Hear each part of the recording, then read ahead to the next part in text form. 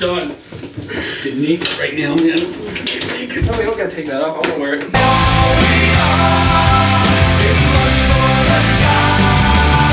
Got back from seeing the fantastic cinematic turd of a film called 2012. I thought it was great. Envied the people dying in the movie. Alex has never seen a movie before.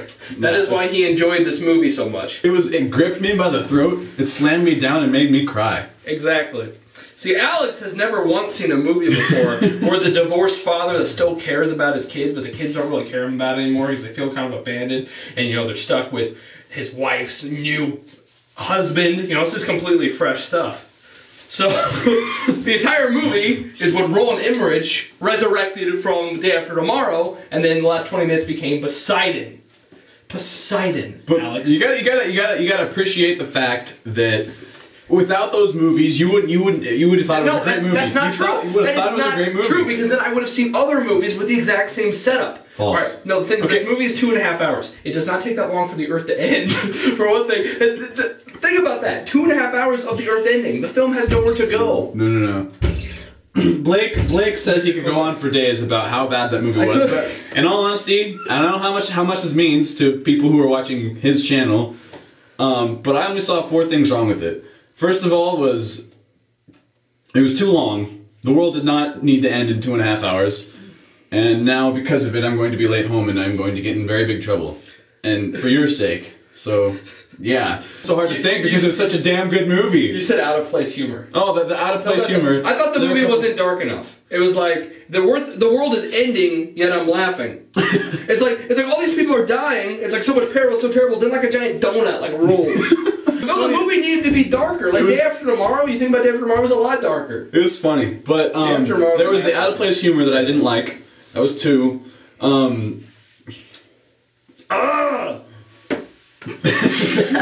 were some parts in it that were really cheesy. I think the actors very cheesy. And whoever wrote it, who was it?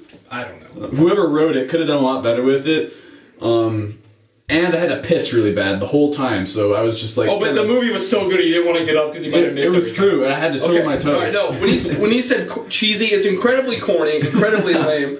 Alright, there's 2 good action sequences, and you see him in the trailer, when they're driving the car, and the Earth is falling apart, and when they're in the plane, and the Earth is falling apart. No, don't listen to him. Beyond that movie was amazing. Don't listen to him. No, let me talk. Beyond those 2 action scenes after that, there's really not all that much action.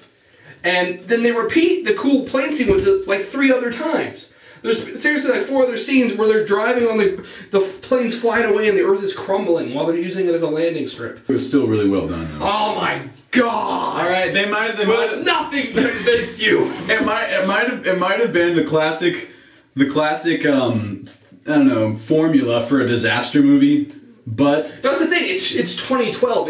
It's Roland Emmerich's last. It's his last disaster movie, and he played it completely safe. But he did absolutely nothing in any way exciting or inventive with it. It was dull.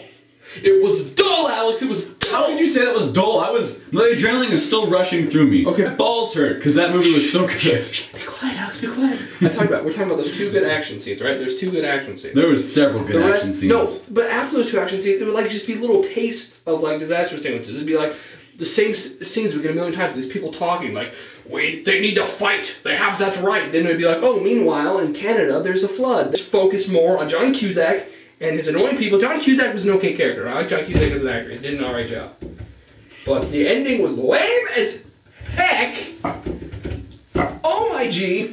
We love the ending, right? I love the ending. It made me a new sense of hope about my life. That was such a safe ending. So unambitious. Good lord, child. If everyone just died, people would leave the theater disappointed. They're just like, well, what the hell was the point of watching 2.5 hours of that? Because the Earth is ending. The Earth isn't eliminating a lot of people. It's ending. It's 2012. It's what but think about it. In a technical sense, it did end, but that's the thing. The Earth is ending. This movie is about the Earth ending. This is exciting. Yet there was no urgency. The movie is stretched to 2.5 hours. You know it definitely loses momentum after a while. 2.5 hours. It was not exciting. It was not fun. It wasn't interesting. Very fun. My hands were sweating. They're still sweaty. A movie like this, really, the Earth is ending. That's not much of a story, right? So it relies on the characters, and the characters weren't interesting.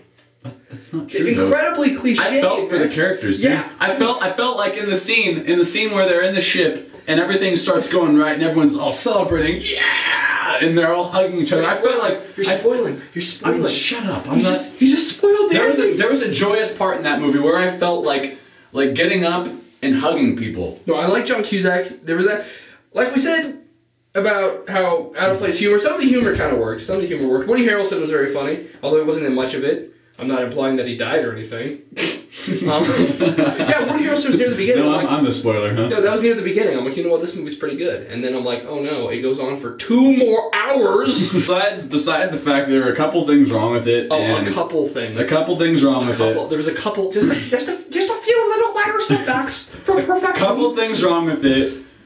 I give the movie a 7.5 out of 10 because it might be an 8 if I didn't have to pee so bad and Blake wasn't being so damn mean to me the whole night. I was not being mean to you. I was being mean to me, dude. I didn't think you liked it. Then you're like, man, that was so good. I'm like, what? I have to pee. It sucked. 4 out of 10. He's gonna pee. Blue. He's got a blue toilet. Look at this. Look, I have to show you. That's blue right there. I mean, you don't ever see blue or green or anything unless it comes out of you.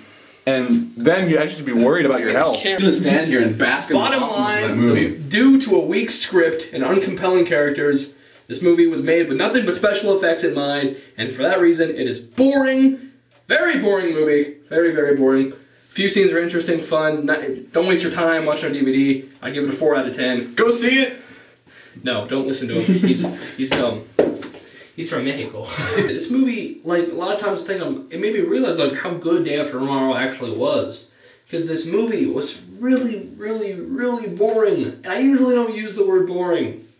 But it's 2.5 hours. It stretches a natural disaster of 2.5 hours. Just nothing interesting happening. It got really repetitive and it didn't really go anywhere. It comes to something like a character's death or something. It's just hard to care. This movie feels really, like, a little too bright. Like a little too happy. Like the world is ending. It's a depressing thing. It's okay for the movie to be depressing. But you know, the characters don't even seem all that stressed. They're making jokes. Attempts at comedy in the middle of the disasters. Which I can't say they all failed, but still. The movie was pretty good in the beginning. A really overlong prologue, so not the very, very beginning. Helping the John Cusack character, although it's really cliched, really he's divorced and you know he's hanging out with his 2 kids that he doesn't get to see very long, and of course his wife has a new husband. You know, we've seen that a million times before. I'm seeing between John Cusack and Woody Harrelson. So this movie started off pretty strong, and then, like I said, there's those 2 really good action sequences. But then the rest, the movie really bored me. It really felt cliched, and it just doesn't really feel like the movie that the director really wanted to make. The movie seriously could have been an hour shorter. I'm not even joking. It feels really safe and tame. The characters were kind of annoying. I didn't really care about the characters. John Cusack, kind of. But the movie really doesn't have any strong focus. It really